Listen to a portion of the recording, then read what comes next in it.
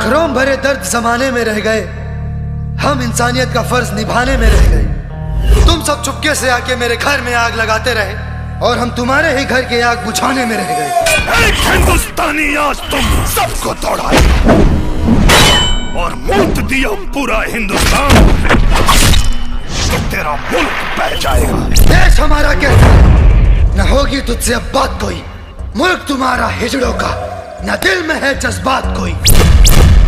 अब की जंग छिड़ी तो चेहरे का खोल बदल देंगे।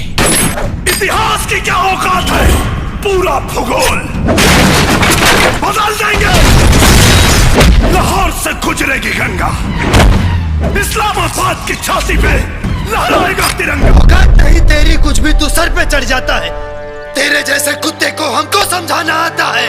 हम भारत माँ के सपूत हैं, ईंट से ईंट बजा देंगे। तू दर दर ठोकर खाएगा, ऐसा कोहराम मचा देंगे।